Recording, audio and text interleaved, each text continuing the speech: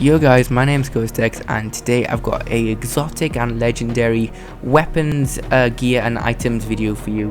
And I'm going to show you basically the exotic and legendary weapons and gear that I have got throughout my gameplay time within Destiny. So if you're not familiar with exotic or legendary, what either of this means, it is rarities. So there are 5 rarities to my knowledge within Destiny. There may be another one added. I've actually got a theory they'll probably add another one due to the fact that exotic weapons are becoming a bit more common to higher light level players.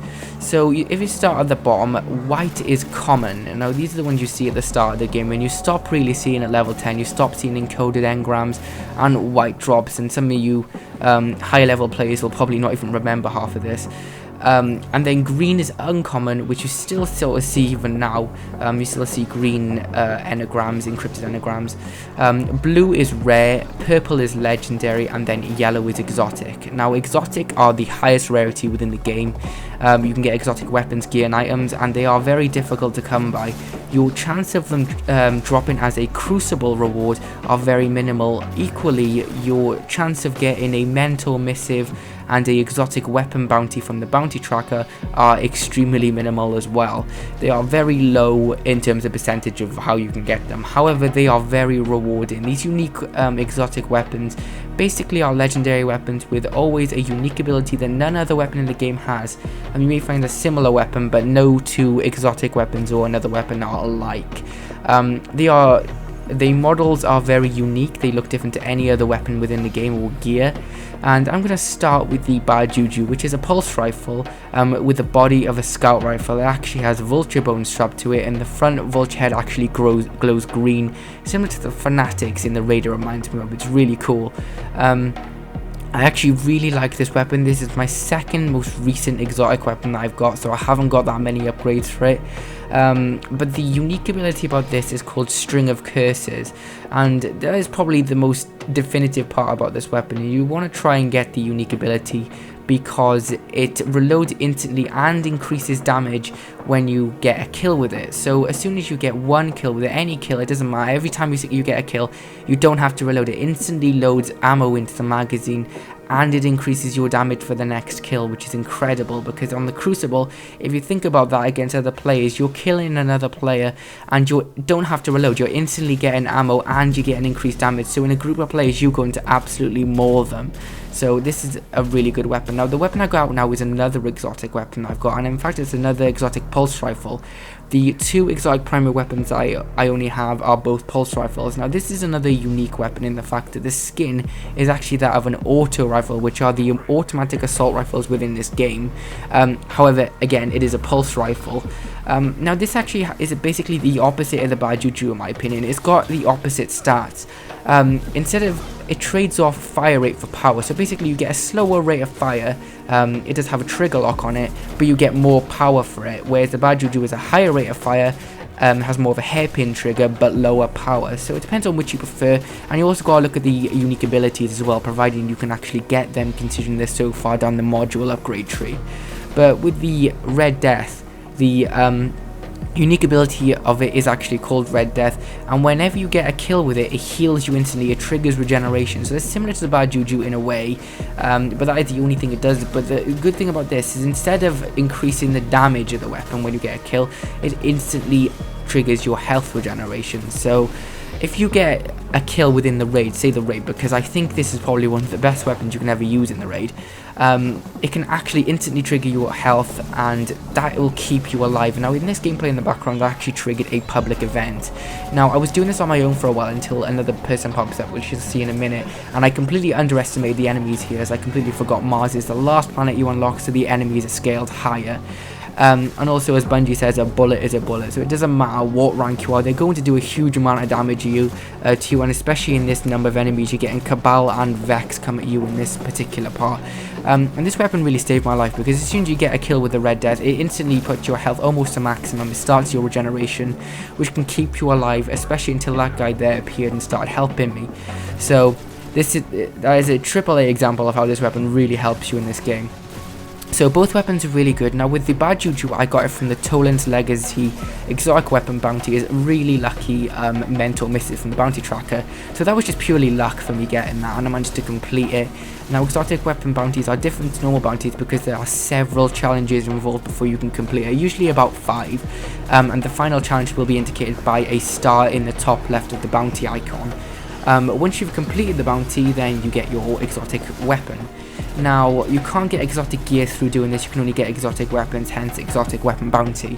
Now, the Red Death I got from Zer, Agent of the Nine, who is the character at the tower that only appears on Fridays and Saturdays, and he sells exotic engrams and a different exotic weapon and gear set every week, one exotic gear for each class. Now, he was selling the Red Death 2 weeks ago, and I bought it off him for 17 strange coins. All of the things he sells are 17 strange coins, apart from the exotic engram, which costs 23 motes of light. So you want to be stacking up those strange coins and motes of light for the weekend, so you can get a exotic weapon. You're pretty much guaranteed an exotic weapon, providing you haven't got it already from Zer if you've got 17 strange coins. So make sure you remember to check and try and find him, because he's in a random place of the tower, a different place every single week. So that is something to keep in mind. Now this weapon is my favourite exotic weapon so far. My favourite weapon class in this game is the special weapons, and in particular the fusion rifles. Now this is called the Pocket Infinity. It is a fully automatic fusion rifle. Now you can already tell that since fusion rifles are pretty OP in the Crucible, that this is absolutely out of this world OP, and yes it is. If you can use this in the Crucible properly, you're going to absolutely wreak havoc, especially in the Iron Banner, which is available as a current event at the moment. If you're not familiar with the Iron Banner, it basically means that level advantages are available. So if you are higher level and got better weapons, then things are unbalanced, so you are going to be better. So it basically rewards people who play the game, basically. Now the Pocket Infinity is by far my favourite weapon so far, and before it becomes fully automatic you have to get the ability which is called Pocket Infinity. That is why it's called Pocket Infinity, because not only is it fully automatic, but it actually has a chance to return ammo to the magazine if you miss, which means it does have the potential to not reload. If you continually fire automatic and miss almost every shot, the ammo will just go straight back into your magazine and it won't matter, so you'll be reloading this gun much less than any other fusion rifle in the game. And the red dot built into it is pretty nice as well as a clear open sight picture.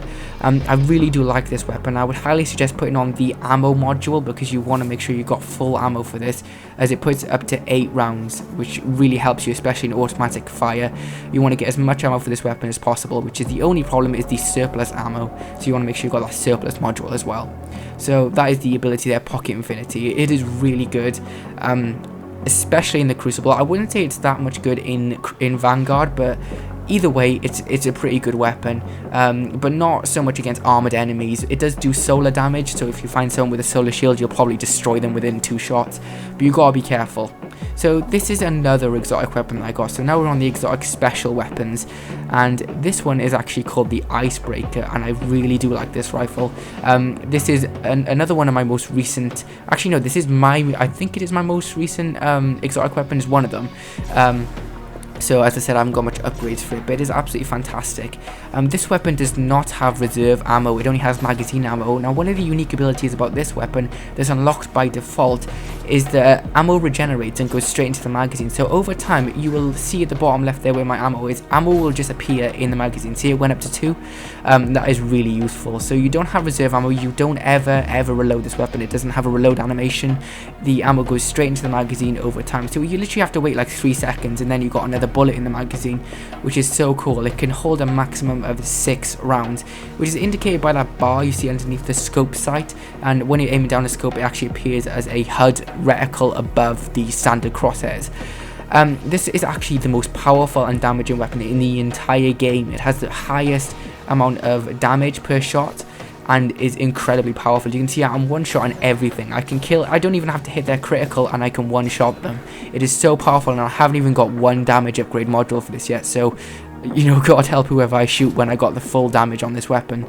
It's absolutely crazy. I haven't used it in Crucible yet, so I can't really talk too much about that, because I don't tend to use sniper rifles in Crucible, because the maps are more Call of Duty style, small and fast paced.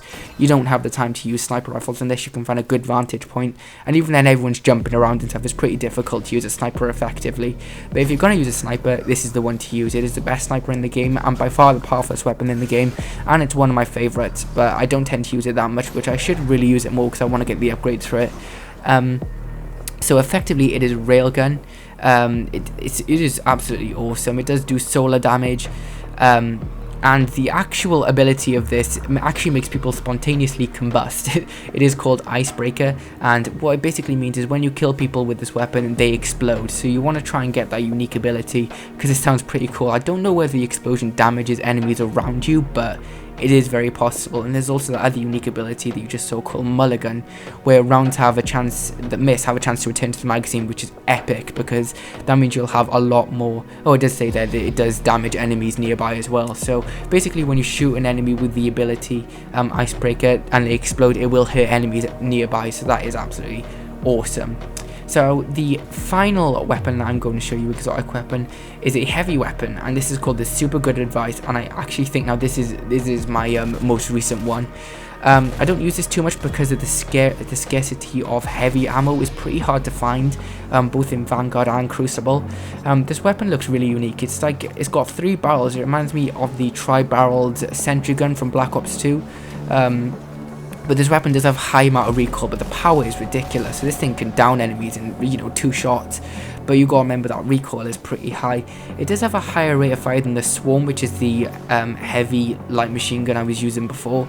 But this weapon is much more powerful, but for that you do get more recoil with it. Now I can't really say too much about what this weapon is like when you've upgraded it, because I haven't done it. Some people have rumoured that the gun actually talks to you because it's called Super Good Advice, and most of the exotic weapon bounty for this weapon, which is called A Voice in the Wilderness, is basically about the weapon talking to you and stuff. But I don't think it does, even after you get the unique ability, but that's just me. I don't actually know that for sure.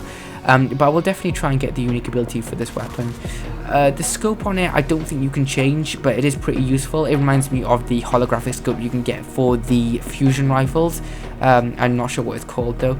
As you can see, this weapon does have a huge amount of power. You can see I can down people so fast with this weapon, but then again, you've got to keep remembering that it is a heavy weapon, so the heavy ammo for this weapon is very scarce and you need to make use of it. So you don't want to be spraying it all over the place like I tend to do quite a lot as well in this gameplay as well. But if you've got a large group of enemies, it is hard to choose between a rocket launcher or a machine gun in this game.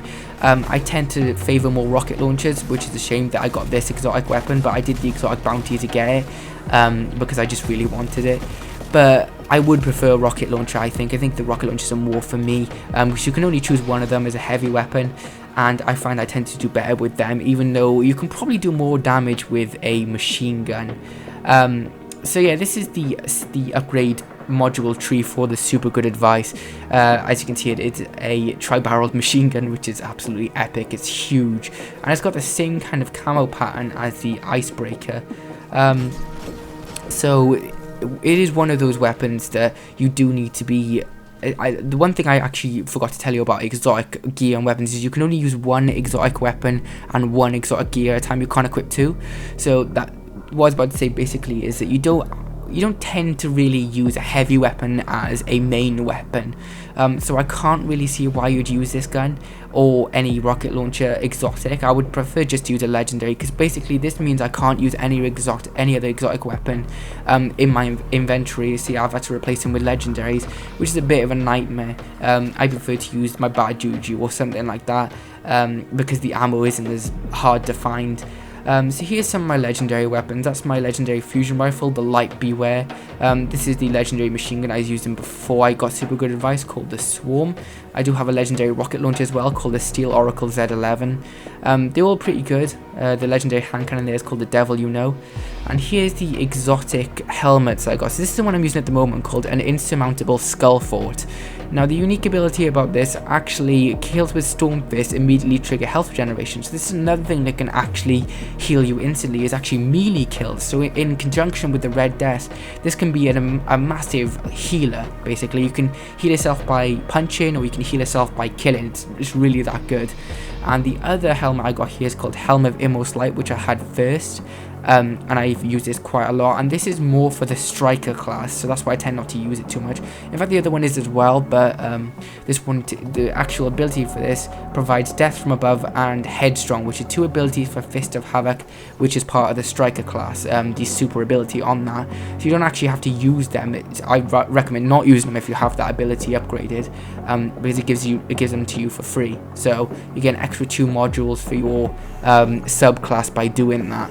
So this is the legendary gauntlets I have. I also have a legendary chest plate, which is from the Queen's Wrath, and legendary leg armor. Both the leg armor and the gauntlets I got from buying from the Vanguard, and that's the Dead Orbit Titan mark I use, and that's the standard Vanguard Titan mark I use. Switching between the two, so I make sure I get the reputation in the right place when I'm playing. I used the Crooner Fallen Rare ship, which I think looks like a crab, but it looks pretty cool. 2 legendary shaders there, one's from the Queen's Wrath and the other one's from the Iron Banner, which I tend to use the Iron Banner one more. And the same with the emblems, they're both legendary. So thanks for watching, guys, and I'll see you on my next video. Ghost X out.